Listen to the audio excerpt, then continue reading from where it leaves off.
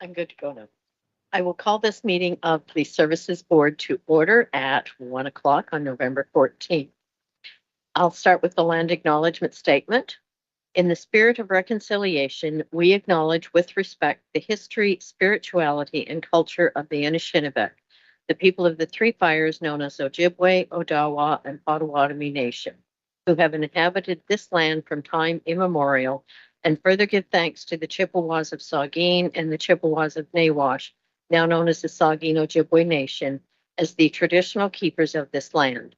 We also recognize the Métis and Inuit whose ancestors shared this land and these waters. May we all, as treaty people, live with respect on this land and live in peace and friendship with all its diverse peoples.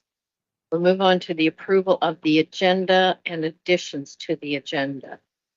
I'm going to suggest we have 3 items to be added to today's agenda. The speeding/road safety measures on Park Street and Brook between 17B and 19th Street West, speed limits in Shallow Lake, and a report on the OAPSB transition training. So if I could have a mover and a seconder for that. Peter, Barry, is there any discussion? Call the vote. All in favor? Are there any declarations of pecuniary interest? Seeing none, you may declare at any time throughout the meeting if one should arise. The recommendation for the minutes from previous meetings is that the minutes from the September 5th, 2023 meeting be approved. Could I have a mover and a seconder? Barry?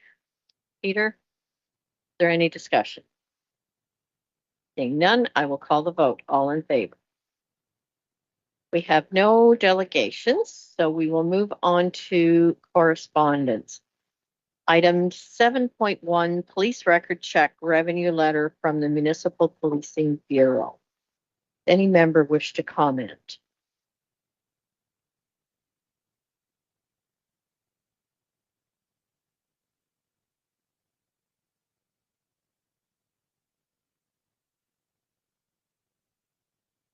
I imagine the OPP are glad that's happening because it takes it out of the detachment, I assume, and centralizes it. And it's saving money to the people who are now needing it. It said something about a 25% reduction in charges. So I see nothing but good coming with that. It's just a comment I wanted to make. Go ahead. The centralization of the record checks, it also makes it a little more convenient for people to obtain the record check. Do it online, everything's done through the computer, you don't have to attend the detachment. Frees our staff up a little bit, convenient for everybody else, and it is a bit cheaper. We see a lot of benefits. And that is transitioning in over a number of years, isn't it? It's not just all right up front for some of that payment. The monies are transitioning, but the record checks themselves are completely all on. Okay, thank you. Next item, 7.2, Crime Stoppers of Grey Bruce Coordinator Q3 report. Does any member wish to comment on that? Okay. Moving on then to 7.3, Crime Stoppers of Grey Bruce, Fall 2023 Tipster Magazine. Is there any comment on that one? Okay. Next item, 7.4, Pam Scholdice safety concern on Vault Works Road. Any comment there? Fine. Acting CAO, please go ahead. Thank you, Mayor Carlton, and to you, to members of the board, and to police service members present. So we have had, I believe we've had at least one other resident in this area raise concerns about this particular intersection. So this is the uphill, it's along the length of Vault Works Road, but largely it's the last section as it's coming up to meet 17B and that intersection at that point. On the corner of 17B and Vault Works Road, there's a property that's run as a daycare, and there are also a number of children that get onto a school bus that stops at that end of the road, as I understand it. So there's a particular concern of traffic coming quite rapidly up vault works and indeed down vault works at that point between 17B and the north side of Brook there, or the side of Brook, west side of Brook, I suppose it would be. So our staff have gone out and had a look and confirmed that there's no signage currently in place advising around a bus stop or children play and those sorts of things. And so there are a couple of things we can do from a signage-based perspective to address that, and are considering putting the speeding trailer out next season to monitor for speeds in that location. It might be a location which is suitable for a speed limit reduction, but obviously any input by the board and an OPP in respect to the road would help make a determination as to whether further steps by the township are needed on that section. Thank you. And I think the concern area is right actually at the top of the hill. I don't think it's actually right out at the intersection between at Vaultworks and 17. I think it's right at the top of the hill. As traffic moves up over that hill, there's two intersections come off either side. So I think it's right at the crest of that hill. So they're asking for some extra signage around that, as well as a speed reduction. So I'm reducing speed will help.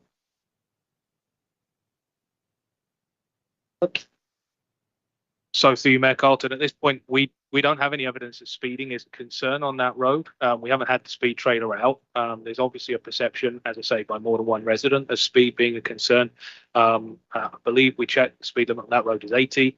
And so we're not sure whether there is a speeding concern, if there are vehicles traveling over that rate of speed, or whether the speed limit is inappropriate on that section. So, as I say, next year when we have the speed trailer back out, we'll be doing some work to understand what speeds are on the section. So you'll give us a report back. That sounds like it might be a motion that's going to be put on the floor, and that would be something that we can do. Make that motion. So the motion being that we get the speed trailer out there this fall or early in the spring, and that we look into changing the speed limit if necessary, and also further signage regarding hidden driveways and that type of thing. Through you, Mayor Carlton, and I may be being presumptuous. Probably won't be the first time. I apologise. Probably won't be the last. But perhaps something worded along the lines of the staff be directed to bring back further information on the speed on Vaultworks Road signage and any recommended changes following the speed cameras redeployment in spring 2024. It's now tucked away for winter. Okay, if I could add to that then, that we advise the Pam Scholdice of that's what's going to happen in reaction to her letter that she sent in. Okay, so Barry, you're making that motion. Peter will second. Thank you. If I may also follow up, I'll reach out to OPP and see if there are any concerns that OPP might have with respect to that road after the meeting. Okay. Worship, yeah, absolutely. I was thinking as we're sitting here that we can certainly retrieve some data that we have in terms of collision data, traffic complaints, any issues that we've had in the area. And we also have an spy up there. See if the whole black cat as it were. Just to see if we can do that all year round. That technology. See if there's some issues that we can address that way. So we'll certainly Perfect. Thank you. So any further discussion here? Seeing none, all in favor? Carried. Thank you. The next item is 7.5 Emerson Nickel bus route safety concern. That has to do with Balmy Beach. Get to that one.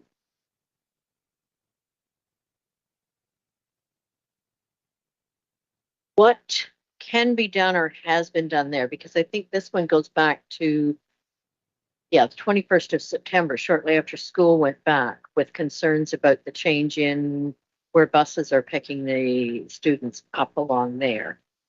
Do we have further information from that, or we don't really have any opportunity to have input there because that'll be how the bus company is setting their schedule. Okay, go ahead, Pete. I've lived on that road for 31 years. And my son and daughter both rode school buses, and for such a long, long time, it was the end of your driveway pickups. I think what's happening in the interest of routes and drivers and different things is that they want centralizing pickups. I think they're reducing to either the 6 or 4 locations along that stretch of road. And I would be concerned definitely in the wintertime. There are no sidewalks. It's a pretty busy road. It's well developed.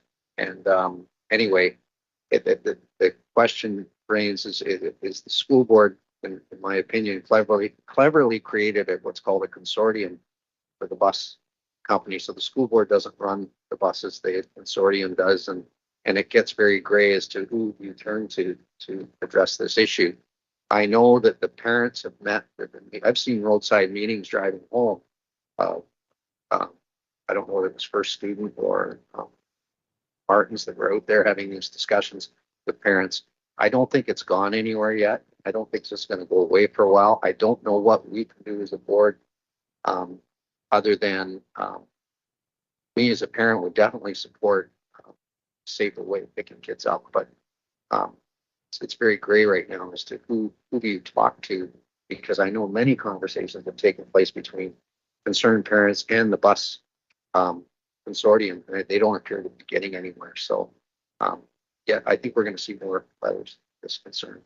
It with the darker hours approaching, it's not light till 8 o'clock in the morning when we get into January, and it's dark by 5 at night at that time too. So mind you, the buses have gone by the evening. I think parents are really concerned about the distance these kids may have to walk, and I've seen them trudging in the road in groups, and they're just right on the shoulder. They're not far from traffic. So just want to make those comments. Sure. Thanks. Thank you. I would take it on this one. There's not much we can do to help, unfortunately. So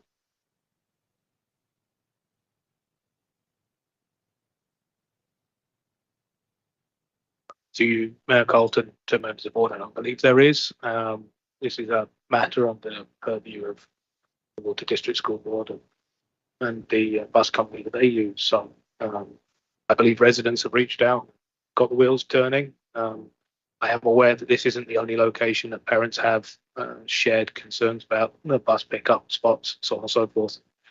And certainly there are a number of locations where children are collected on higher speed roads than this one in collective groups. And I believe that that's a function of the school bus consortium and the Water District.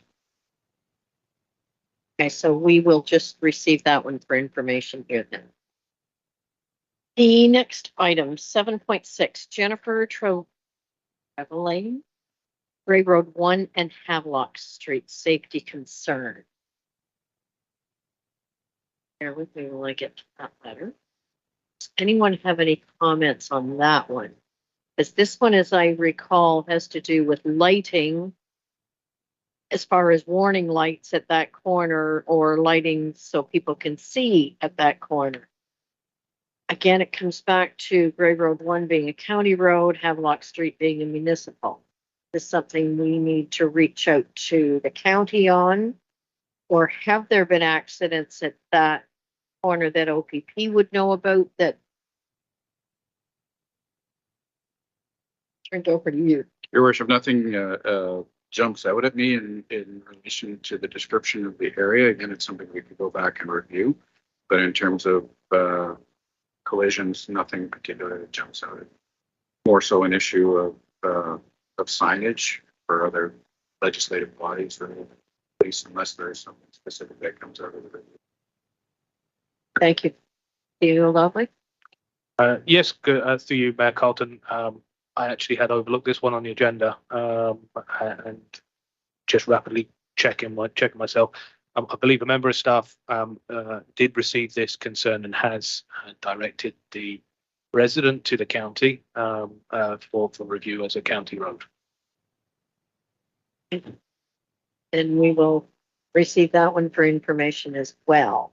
So then we're going on to the letter that was received about speeding road safety measures on Park Street and Brook between 17B and 19th Street West. So I'm wondering if this is another area. I'll turn it over to Rayburn. For you, Mayor Carlton, I believe that will be under new business. So you'll be moving on to item 8.1 Q3 Detachment Commander Report. Thank you. Okay, you're right. I was thinking it was correspondence, so I was going to tuck it in first. Okay. Very good. So do you need a motion to receive all of those items, or they're just for information? Okay. Good. So then we are on to item 8, reports and recommendations. So the recommendation that the Q3 Detachment Commander report be received for information. But have a mover and a seconder before we have discussion.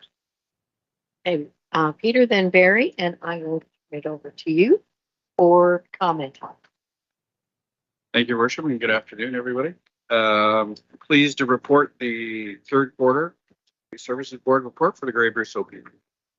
You'll notice in my introduction, I sort of focus on the changing weather and times of day. We've touched on that briefly as we have discussions here this morning, and the importance of driving with our headlights on, having appropriate tires installed in our car, retorquing those tires after 100 kilometers. We do have some incidents of wheels off after tires are changed, and that's important.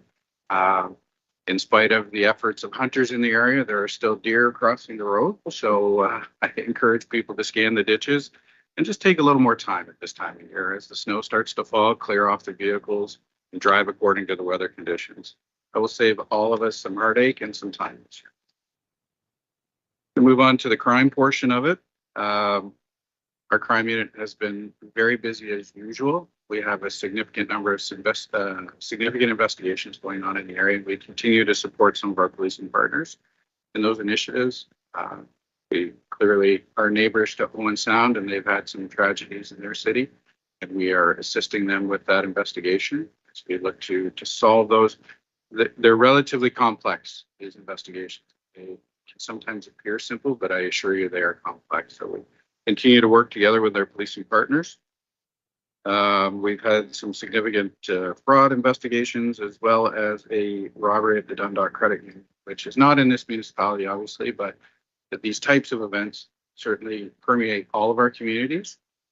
That was determined to be part of a much larger organization of bank robberies, and they're working, a team has been struck to investigate those. This sort of reminds us that we're not immune to significant crime in our rural communities. It's something that could happen. So we continue to work on that with our crime unit. Our street crime unit continue to be very, very busy. You can see that they've laid about 109 more charges this year than they did last year so far. I can tell you in the next report there'll be information on a warrant that was executed in this municipality that was very, very successful, although it was for drugs, and although the drugs were in this municipality, they were being we know they were being distributed throughout the Grey Bruce area. So that was, I look forward to reporting that to the board and the significance of that. It made a dent in some crime in there, for sure. I was pleased to be the critical incident commander on that execution too, so I got to see it firsthand, and that made just to see firsthand the effects of that. Our community street crime unit also continues to focus on property crime. The community in community street crime unit is very important to us. They recently also recovered a large amount of stolen property in the area. We're pretty happy about that. So that'll be in a future report.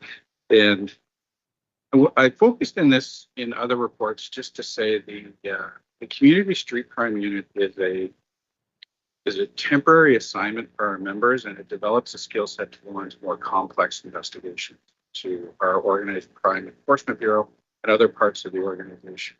So with that, as much as we try and spread out the experience in there, at times we're in a situation where we have to provide a significant amount of training for them to do their job, and the investigation slow during that time. We have now trained up all those members and then some. And they're working diligently, and the results are really starting. Our seizure, property seizure. I look forward to continued success there. Our MCERT program, we're very, very proud of this program. And we made application to the provincial government for some grant funding to continue the support of that program. Unfortunately, we were not successful on what Sound and West Craig was. We were a little disappointed because we do have two Indigenous communities within our detachment area that both have states of emergency as it relates to an opioid crisis, and drugs and mental health go hand in hand. So we hope to get some extra funding to support that. We are not successful, but we remain undaunted and we continue with the program, and we are thrilled with its success. We see the program reducing the time officers spend in hospital. We see the program reducing the number of times where we have to take patients to the hospital. So it's always we make efforts to decriminalize and destigmatize mental health. And anytime somebody who is a mental health patient is accompanied by police into a public hospital, there's a bit of a stigma attached to that. So we're working to reduce the amount of times that we're going into the hospital with patients, and that is working very well. We're also seeing that when we do go to a hospital, there's an absolute need, and those people are getting care that they require, and they're being compelled to get that care, which is great. We're seeing great success in that program. Something new to this board that we haven't talked about before, but we have a provincial liaison team. To give you a bit of history, the provincial liaison team was born out of the Ipperwash inquiry and some of the recommendations of the Ipperwash. In that inquiry, it was deemed that there was a greater need for communication between the police and between the communities, not just Indigenous communities, but all. And part of that unfortunate event was born out of a lack of communication. So provincial liaison team is skilled at striking up relationships in contentious situations, and more so in times of peace. So when there are contentious situations, they have those relationships. I really see the value in this program, and because of that, we decided to create our own provincial liaison team position within Grey Bruce. That member works alongside other members of the team, and it's just an enhancement to that program. You can see it's not just Indigenous in nature, although that is a part of their focus. You can see that this municipality was benefited from some of the skills of the PLT in a particular bylaw incident. And really those conversations, as part of our desire to de-escalate, not engage in situations with use of force if we can avoid it, that team and these officers are very skilled in doing that. And it really facilitates a process without us having to use force and get into that situation of enforcement. So we continue to see the benefit of that. We will. Our media officer, Crystal Inghorn, goes after Nick left us, and she's just really hit the ground running. You can see here, and actually, Marla was on this committee and part of the grant process to get some funding for education for human trafficking. You can see the billboard in the background, providing that type of education. I think prior to this grant and some of the education, there was a misunderstanding that human trafficking was a urban issue, and it really is a rural issue as well. So we're able to bring some attention to that through Krista and the efforts of Marla and her team. You can see Krista also participated in the United Way backpack program.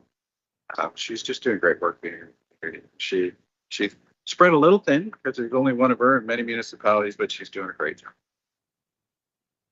Our auxiliary program, I continue to be such a fan of this program. It inspires me that people want to be part of our profession on a volunteer basis. They get no remuneration for what they do. They just do it out of the desire to be a part of the community and give back.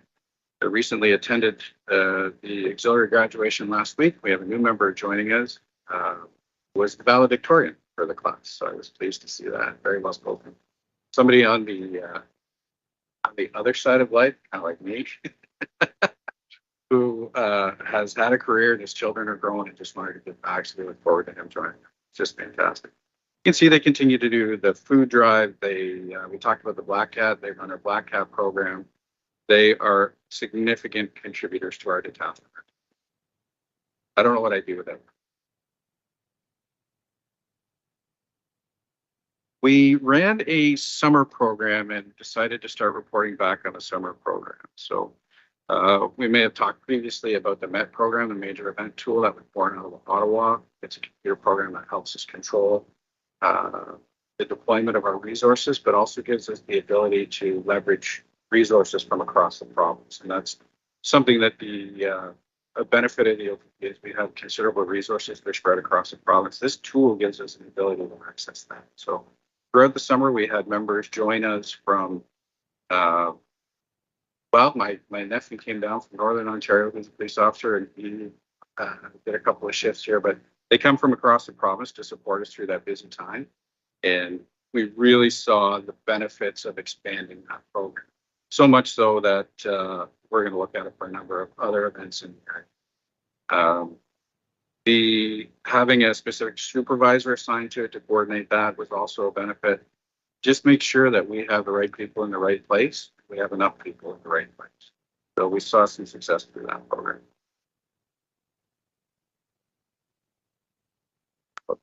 Okay. Our Marine program. This was an interesting leadership experience for me. I assigned a sergeant to take on the Marine program, and traditionally we had partnered with other detachments and other resources to deliver Marine responsibility to the area. I was a supporter of doing it that way, and the sergeant I assigned wanted to do it a different way and keep it in-house. I acquiesced because mine is only to ask and let others deliver and do it in the way that they desire. And he did an incredible job. And taught me a lesson that sometimes give people the ability to perform, they will do it and exceed expectations. And that's exactly what he did. You can just see in the stats here, the occurrences went from 65 to 103. The vessel checks went from 171 to 900. The charges went from 1 to 17. There were 148 warnings. There were 4 ASDs, which is the approved screening device, so the outside breathalyzer. But most importantly, our function is always public safety. We had, and I'm comfortable saying this now, we had 0 damage. So that was a death has such a significant impact on our first responders, our communities, on the families that experience that. And to reduce that number to 0 is quite an achievement. So I will publicly say that he did an incredible job, and I appreciate that he did. Just one question. Sure. On the Marine. Excuse me. I do quite a bit of fishing, and I never this year seen anybody go in the waters of the Tobermory. Tobermory is, we were there, but not, we only have a few boats that can only be in a few areas. And we recognize we get quite a few complaints in Tobermory with some of the activity there. So that's going to be one of our focuses next year. We wanted to hit some of the inland lakes this year because that was an area of challenge for us in the past. We were able to have an impact on those. And Tobermory is another one. Forgive the pun, but it's on our radar. And that's either a speed joke or a fishing joke, either one. Thank you. Okay, so calls for service down slightly, but only slightly. They're fairly consistent throughout this municipality. Some other municipalities we've seen a significant increase, but it's fairly standard in this. Violent crime is down, but only slightly. So I call that neutral. Property crime is down, but again, not significantly. So I call that neutral. We'll continue to focus on it. Drugs. Those investigations are up slightly. We've talked about this in the past, where drug investigations now, although it's still illegal to possess our opioids, the focus for us is the investigation of manufacturing and distributing. That's where we have the greatest effect. If we can take it from that source, it provides a health environment problem. So that allows public health to treat the end user as a health issue and an addiction issue instead of a crime prevention issue. Although it remains illegal, our focus has changed slightly to focus on that end user. And that's why you see a reduction in the number of investigations. But when I bring back the success of that last warrant, it really rings true why that focus is important. They are much more complex to investigate at that level, but necessary. Criminal traffic offenses are down slightly, again, not significantly, down a little bit year over year. And our collisions are down as well. And that sort of leads me into something that I'm very proud of. And the closer to the end of the year we get, the more proud I get. We're a little superstitious in policing of saying things out loud too often, because then things come along and remind us that there's a great big universe out there. But through the efforts of our officers, we have seen an 81% reduction. And for us, that's again, those are tragic scenes that our members don't have to attend. EMS doesn't have to attend. Firefighters don't have to attend. Roads folks don't have to attend. Tow truck drivers and affected. So that reduction is very, very proud. I'll get even prouder as the year goes on. The closer we get to the end of the year, I might be a little less humble, but for now I'm going to remain a little bit humble because there's some fear left. But so far, that is really something to be proud of. And that leads us into our traffic management unit. Through the efforts of Staff Sergeant Anderson, there was a 2-member unit created. One of those members moved on to a new detachment, so we went through a process to identify somebody to fill that spot. The member that's filling that spot is a drug recognition evaluator, so somebody who, if you were impaired by alcohol, we have a skill set and training to test for that. This member has the ability to test for it.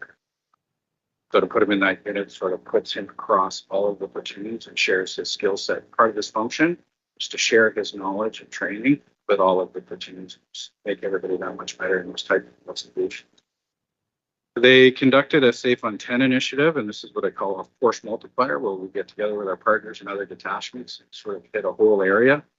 You can see that there was 525 traffic tickets issued, 79 warnings. There was 16 criminal code charges, as even those who commit criminal offenses still need to drive, separate issue. And a loaded handgun was seized during that process as well. So that is a significant public safety factor. So we continue to support that unit, and they continue to do really good work. As time goes on, and if resources allow, we'd like to enhance that unit, but at this time, that's all we can work to.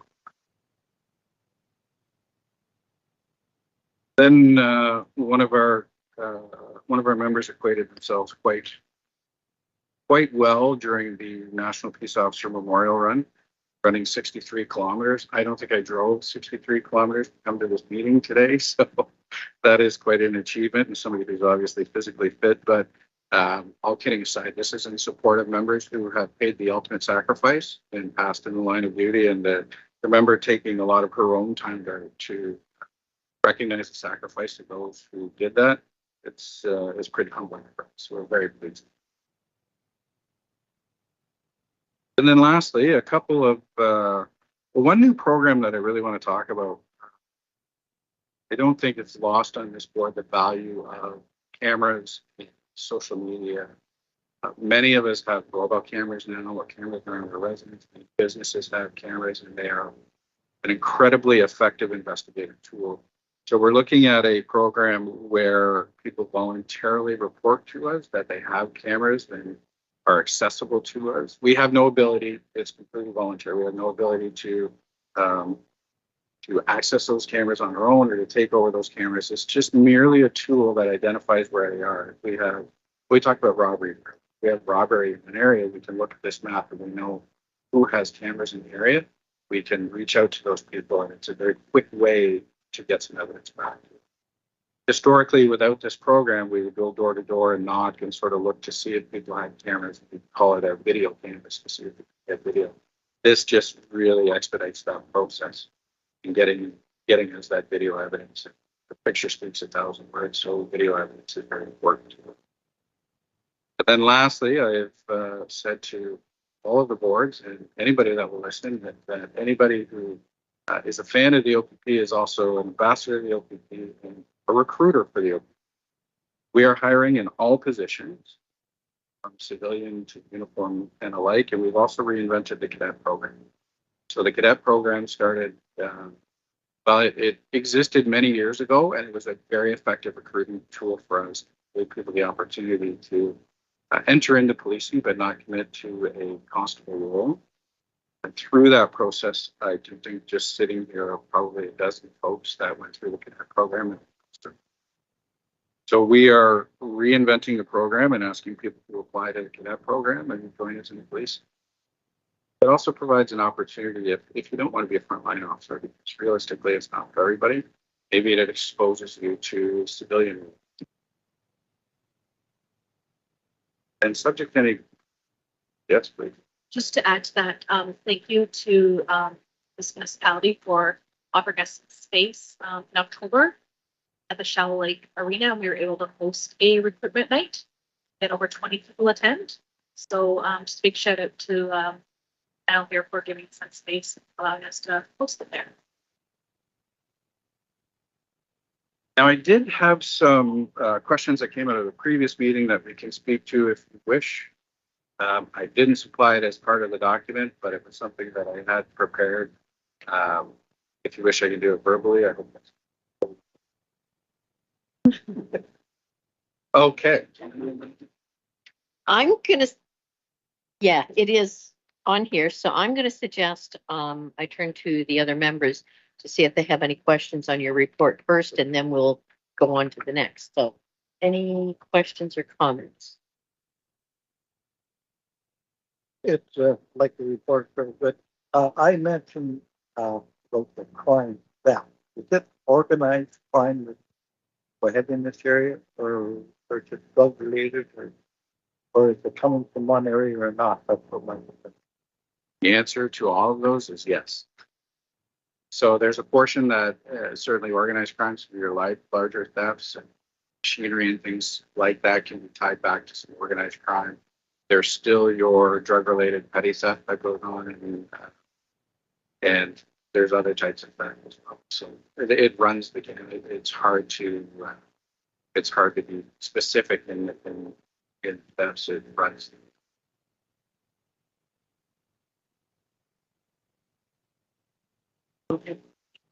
Through you, Mayor Carlton, and in support of the report, I did want to quickly reflect that and reiterate the comments around the police liaison team. We have benefited from them on at least 2 files this year, and the support of the officer in both instances has been invaluable. In fact, in one of the matters, a property-related matter, it's quite notable. We were dealing with a very similar issue that we had dealt with previously. Same individual involved, and before and after the police liaison team were involved, very, very different outcomes experienced through that program. So I wish to extend our thanks to the provincial the liaison team staff member for their support in those 2 instances. The other one I did want to briefly reflect on and might take offline again is we actually had some paid duty time this year, focusing on ATV issues on some of the trails around the township, and whilst not reflected in the report, I did want to express our thanks again for that. It was a successful program and resulted in multiple stops over the weekends that the program was able to take place, and good conversation, as I understand, with users on the trail, and some charges laid as well. And that would be something that I know on the basis of this year, we'd be very keen to look at how we might be able to move forward with that again in the future. It's just another aspect of policing in our community, which I think had some real value this year. So I do want to express our thanks for that. I appreciate that. Your worship, may I top up on that? Okay. Some of the successes realized through that have prompted us to look a little creatively at the way we do festive ride. We will continue to do your traditional festive ride on the road, but we also want to do it through snowmobiles and on trails, and recognizing that it's not just the roadways, but the trails as well, and waterways where we're going to look at some creative ways to use our festive ride to address them. Excellent, thank you. So one item that I would add, and this comes around helping promote that CAMSAFE I'm wondering if that's something we can direct staff to get a link to on our website that would advise our residents that they can register for that.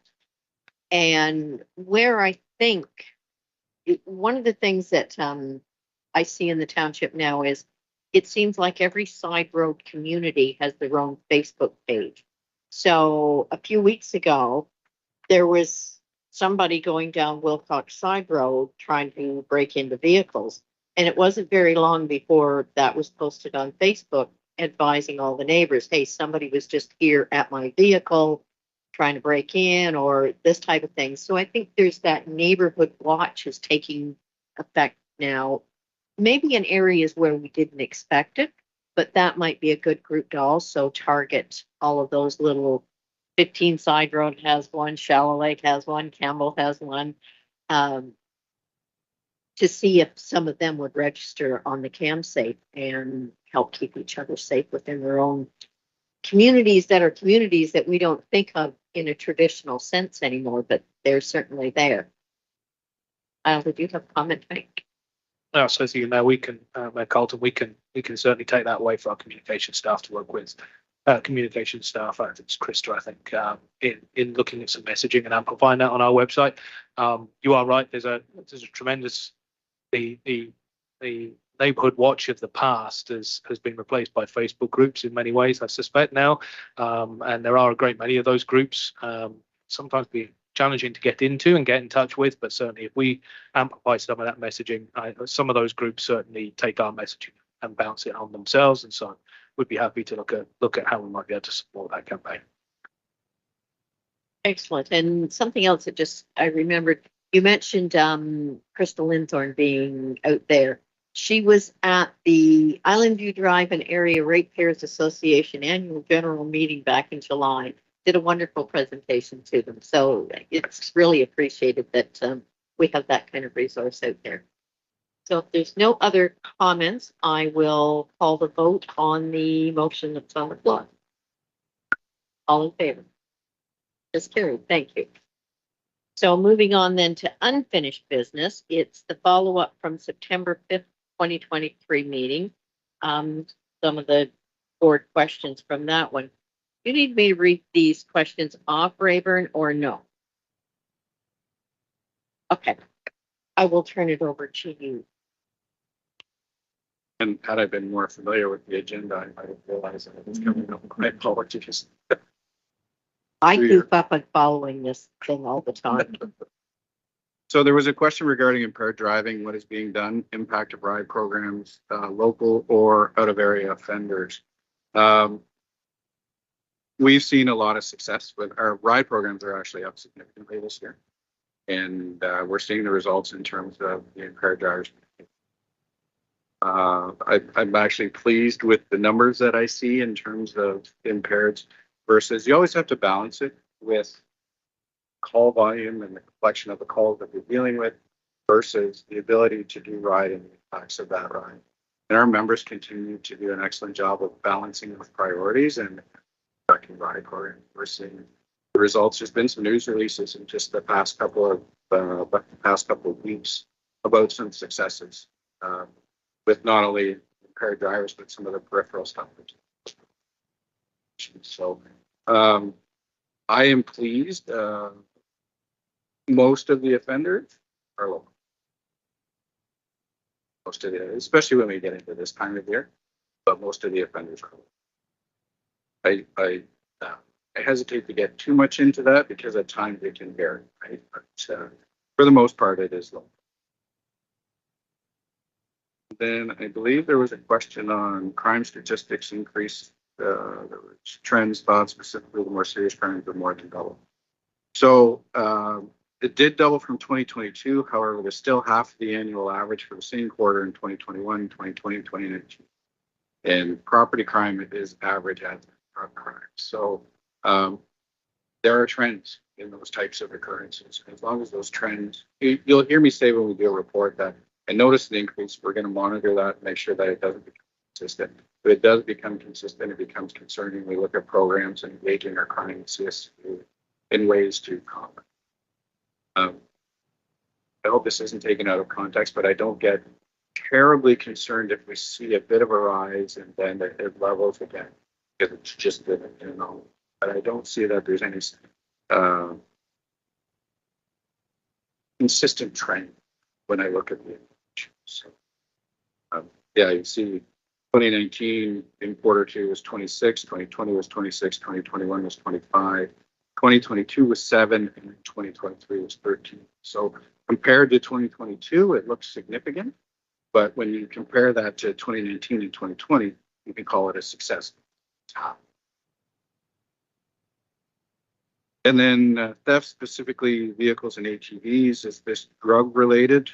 It goes back to my response that yes, some of it is drug related, some of it's organized crime, some of it is a crime of opportunity.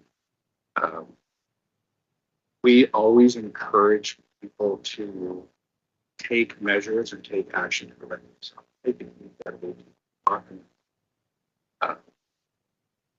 Not always, but a lot of the time, these crimes are crimes of opportunity.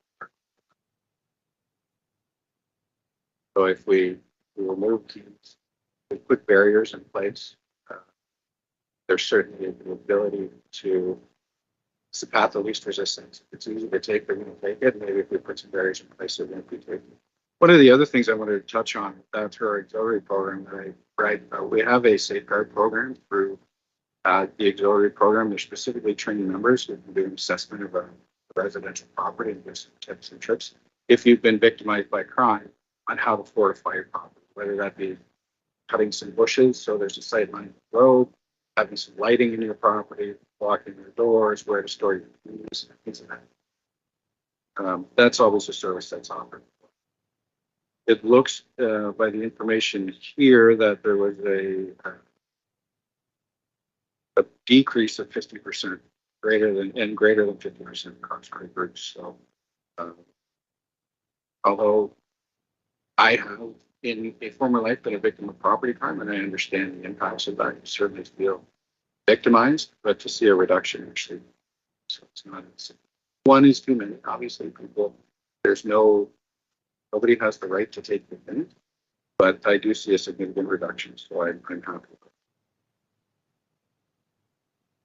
There were some comments made about stolen items for sale on Facebook. Is this considered?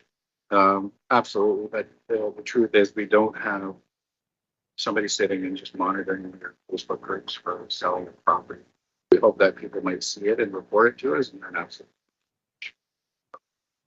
Where we don't have somebody specifically monitoring for that, we rely on a partnership with the community, those folks to let us know if they see something. We would encourage them not to take matters into their own hands for their safety. It's certainly a different world. Anecdotally, across the province, we see an increase in firearms and fire offenses. So I encourage people not to take matters into their own hands, but do encourage them to call us so we can. I hope that speaks to those questions. I'm seeing nods here. I would think one of the things when you comment on that about items for sale on Facebook, I think it's training people to be aware. So I recently bought a tractor through Facebook, not one that most people would want at 65 years old. But in looking on there, I would see names that didn't jive with the product being sold. So to me, it sounded like somebody trying to scam to get you to send them money as a down payment on something, but that name doesn't jive with, say, a John Deere tractor. It's just, there should be warning bells going off for people when they're looking at that type of thing. And I don't know how we get that message out to them. To the onus is on us to be aware. We can't rely on everybody else to always be looking for those. But that was just something that I had noticed recently. So I think that answers all of my concerns and questions there. So we can probably move on to new business, which comes back to the speeding road safety measures on Park Street and Burke between 17B and 19th Street West. Rayburn? Through you, Mayor Carlton, I believe you also under unfinished business have the OAPSB training that was added as an addition to the agenda as the third item. Oh, that's where you put it. Yeah. I put it after everything else. See what I mean? Okay, Peter, we're over to you. Yeah, we're ready for that. Currently, it's under unfinished business now.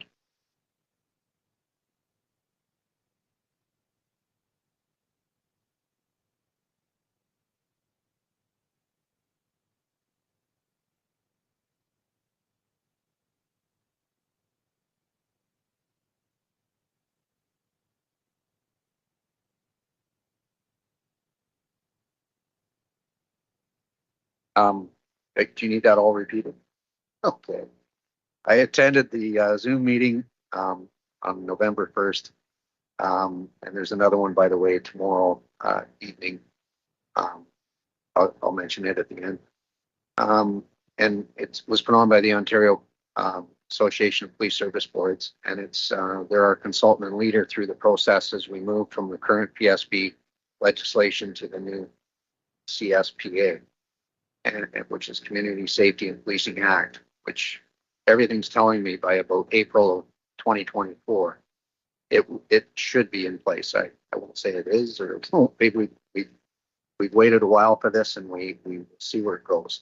But that's the latest date, which is coming up very soon, and that is what prompted me to send the mayor and the one of our staff members an email just asking where we're sort of at as a board, because as I progress through this meeting, there's some current PSBs and municipalities have already started working ahead on this, and I'm just more curious about our own situation here with what it will look like when the Grey Bruce comes one PSB board.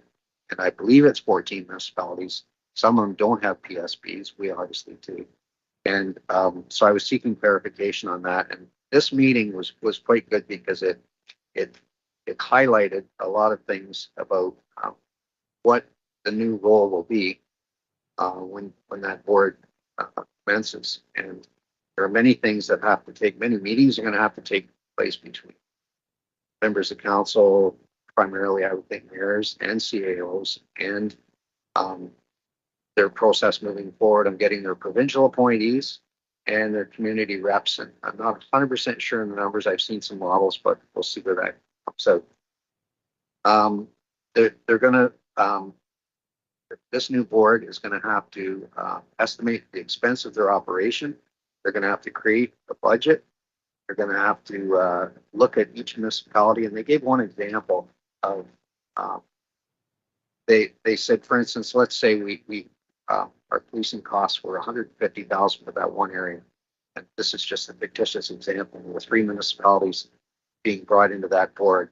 They said they would look at if all 3 municipalities were different sizes, they would look at past amount of budgets they funded the OPP with, and they would figure out a percentage portion of what this new board would charge the municipalities to operate in that area. The 150,000 was an example of a budget of the new operating cost of the police service board. I was a little confused there, and then that would have to be redistributed to the new municipalities to fund the operation of that board. That's what I was trying to get at. And under that example,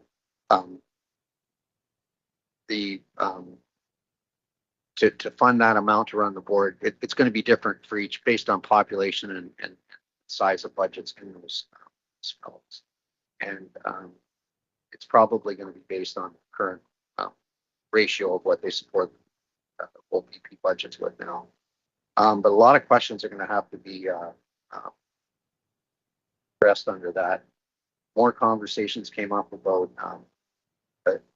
this new board's going to need its own website. They're going to have to post agendas there. They're going to have to post minutes there. They're going to have to, all this is going to come under costs, and all that has to be shared under these new budgets. So we need a lot more conversations.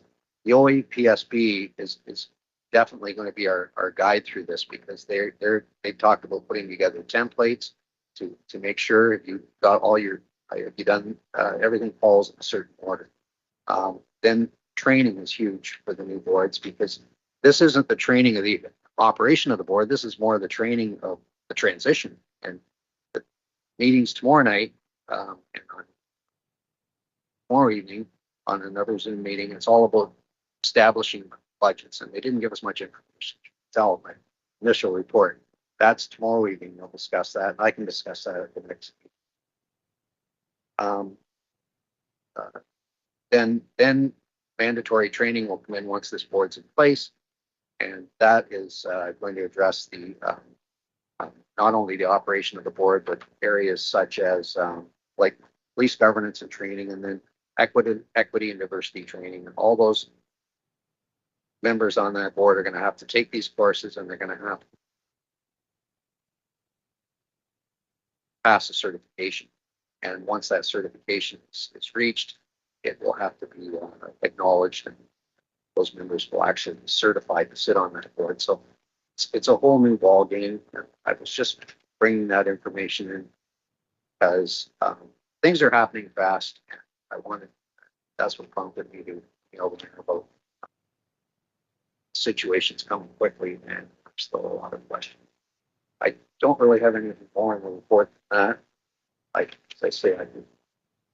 More evening will bring more information, but the OAPSB is our friend in this. They definitely will be our place where we, not only the mayors and the members of this new board will have to go to, but also the CAOs and staff members. So, and the main presentation was Lisa Darling. She's the chair of the OAPSB, and also the Pam Dell, the other lady involved. She's in charge of her main area is training.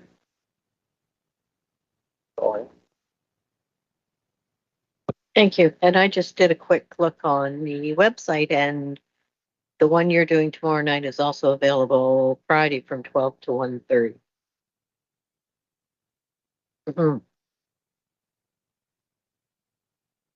Thursday. I don't think that fits my schedule. However, I'll try. Okay. I think I've got a lot of questions going forward about that one. Is this the training they were talking about, or is there other training that police service boards are supposed to be taking in? And why are they not reaching out to us? Like, I've never received an email about any of this at all. So it would be nice if they could reach out and let all police services boards know now. Unless, do you have a comment on that, Niall? No information? Well, stop moving my hand towards the button on the microphone. So you, Matt Carlton, I will connect back in with the staff team here. It's certainly, there hasn't been volumes of information which we've been receiving. This is probably one of the more informative updates I've had. I believe, as indicated by the board member, there are two sets of training that appears. One which speaks more to the transition process towards the new board model, and then there will be a secondary set of training which would be mandated for those members that serve on that new board structure. But at this point in time, like you say, we've been light on the information coming through to the township to be able to respond to. But myself, the director of corporate services, and the clerk will ensure that we follow up and see what more information we can find. As you say, it's supposed to happen quite quickly, and there seems to be quite a lot of work between now and it happening. And we're certainly not entirely sure of the steps that will need to be taken.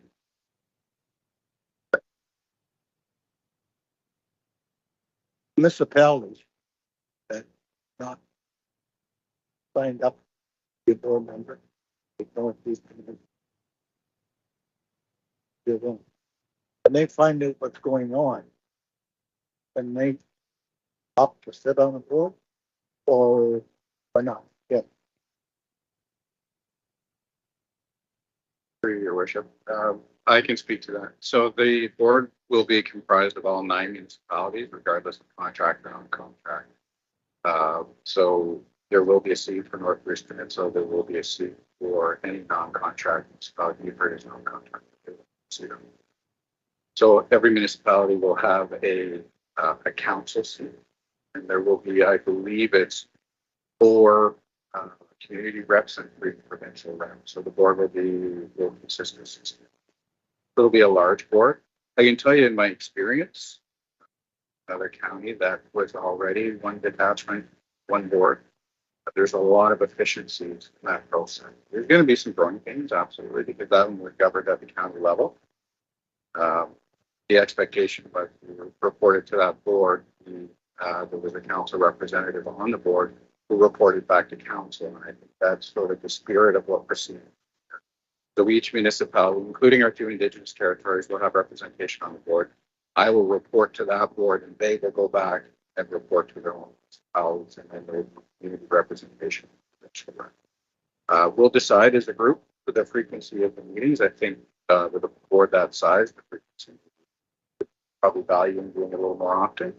There'll be longer meetings, but there'll be some efficiencies realized in the process as well. The executive director, Lisa Darling, was formerly a superintendent with Fuel and actually was my boss for a little bit. So I still have some communication with her, and the information is coming, and I'm confident that we will see the new board questions. Okay, that was going to be my next question. Do we have an idea when this local board is going to be set up? So if you're saying by spring, so it's a matter of us getting the information. So somebody from this council needs to take that training. That doesn't necessarily have to be the mayor under the new setup, I don't think. So through you, Mayor Carlton, as I understand it, as I say, I'll need to work with the team just to hammer out the details.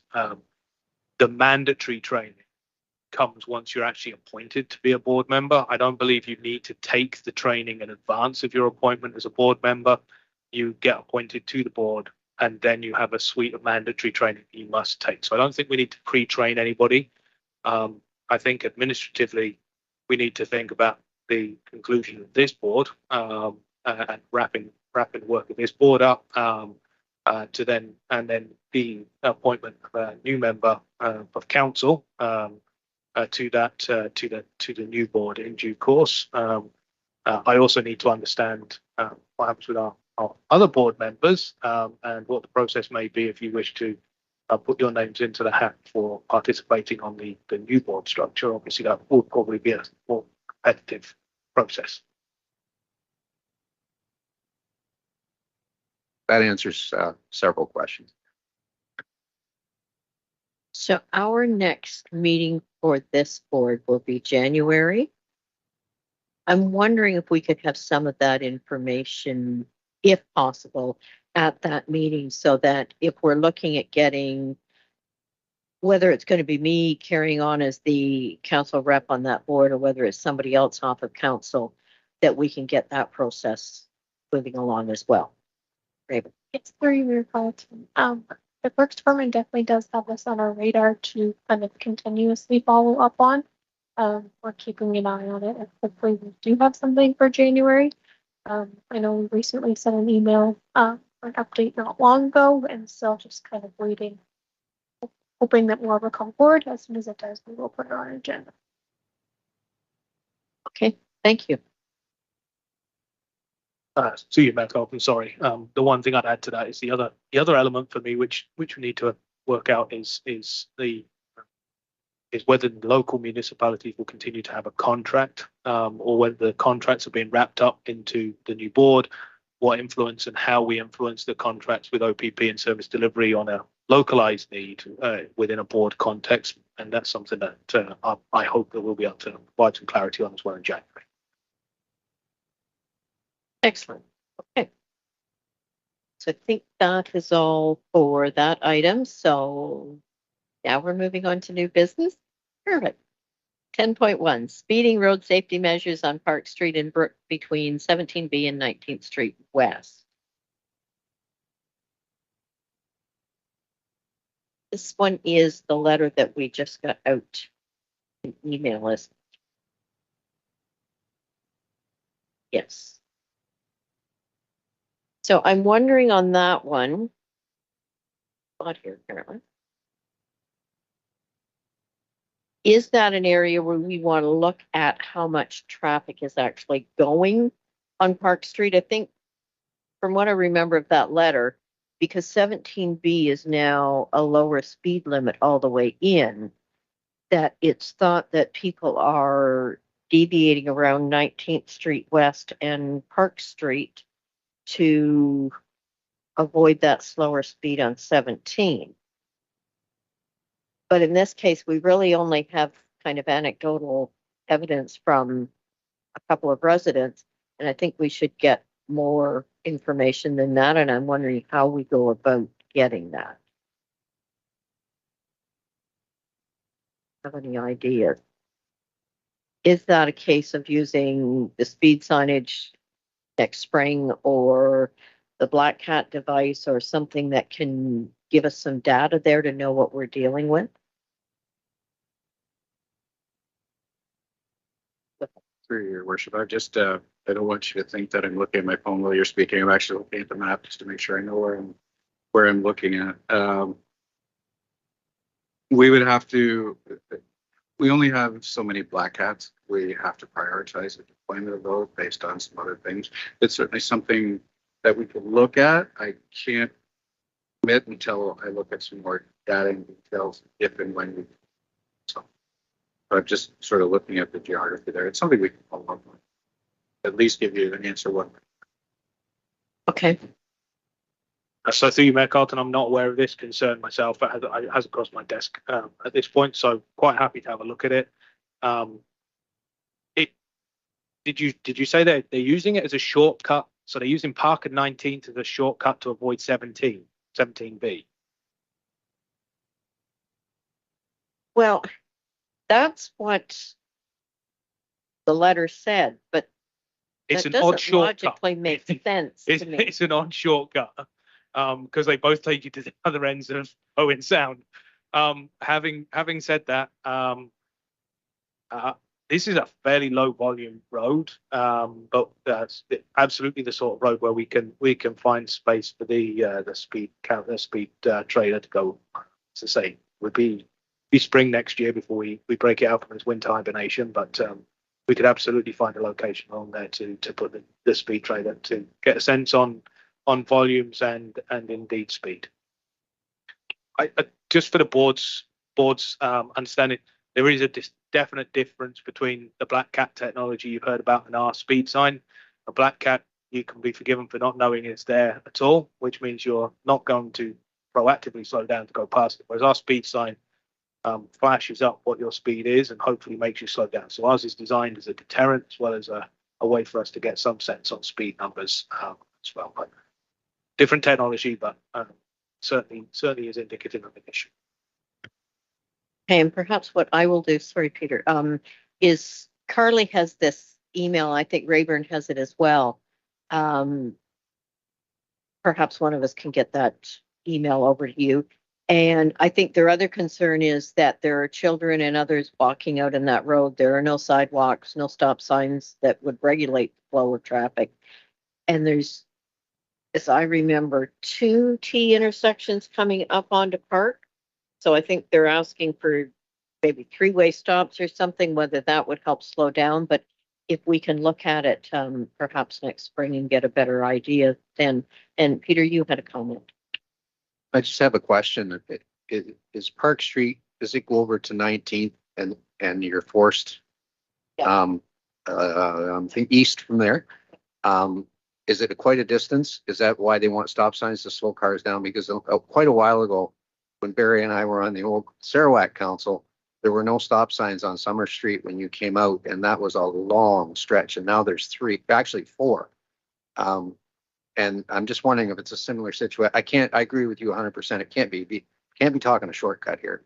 They must be talking about their concern of speed on Park between passing those two T intersections and 19th Street. That's my understanding or guess. Yeah, through you, Mayor Carlton, to the board member, I believe you're right. And actually Summers, obviously, which runs parallel, I think the two junctions which tee on Park both have two-way stops, if not four-way stops on them. So the road to the east that runs parallel to this may have more stops than Park does. So you might choose to take Park with no stops rather than Summers with stops. That might be the logic behind that. And certainly we can have a look at the treatment of those two roads and see if there's a justification for adding stops at one or both of those two T intersections. Now, one of them is less T than straight over because it does serve a small number of houses, but it's a private road at that point. But yeah, we can certainly look at the pattern of stop signs along that section of the park. Thank you.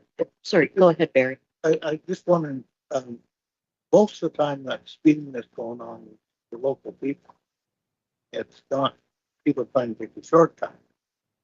So I think the residents should be aware of that, or they're going to get caught. Thank you. I would tend to agree that street's kind of in the middle of nowhere where you really have to know it's there and that there's no stop signs before you're going to take it. Go ahead, you had a comment to say. I was just going to confirm that information quite frequently when we do set up. Often, not always, but often those. And just to top up on the Black Cat is a covert speed measuring device. It gives us both directions of travel, but also gives us the size of the area over time. So not only it paints a really good picture for us to be able to tactically deploy our resources. If the problem is only a half hour every morning, then we took the resources. Thank you.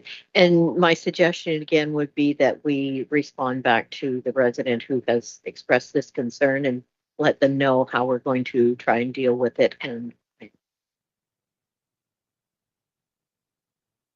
so the next item is speed limits in Shallow Lake, and that comes from an incident that happened there Sunday evening.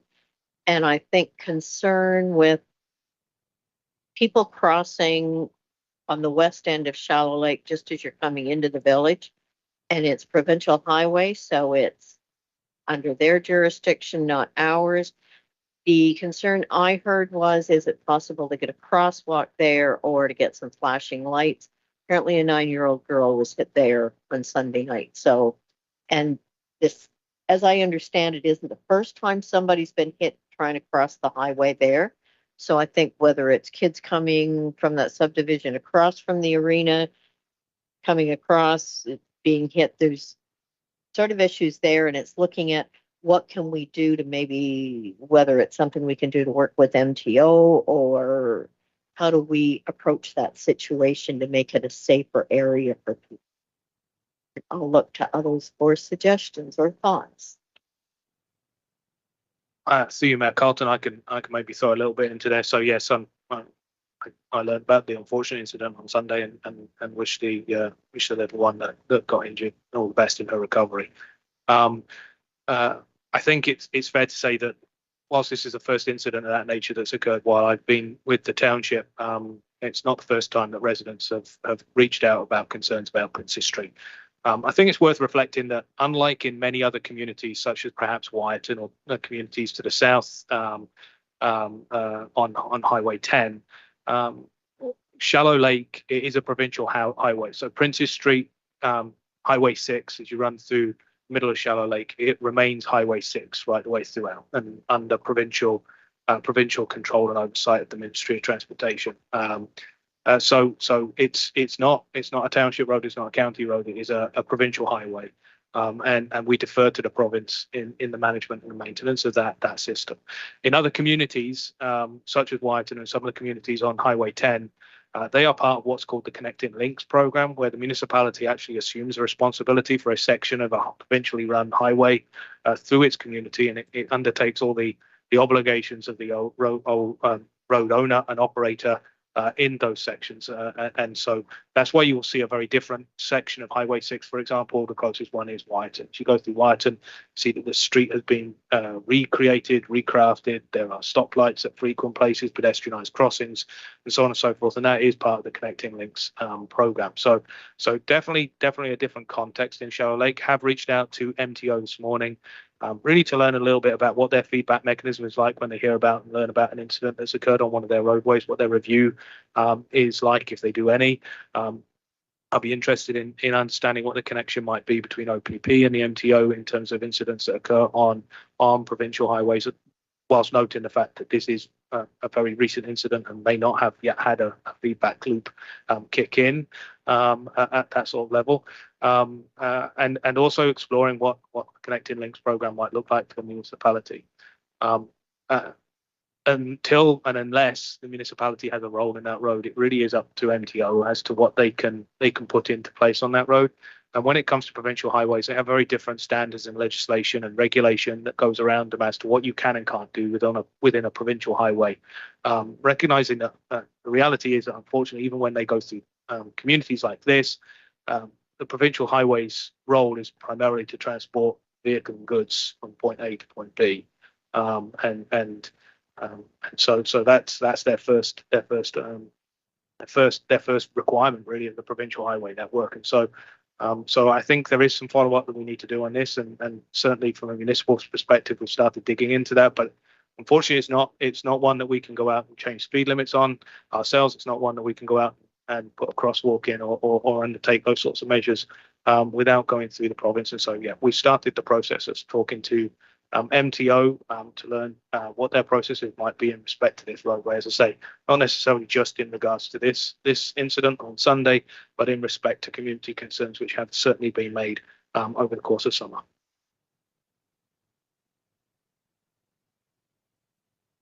So just further maybe comment on that.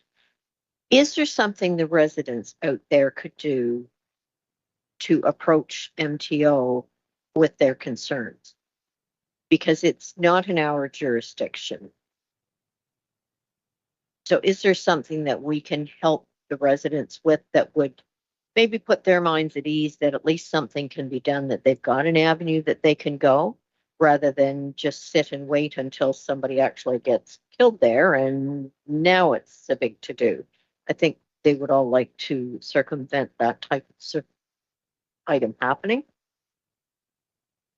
So through you, Mayor Carlton, democracy is a wonderful thing, and so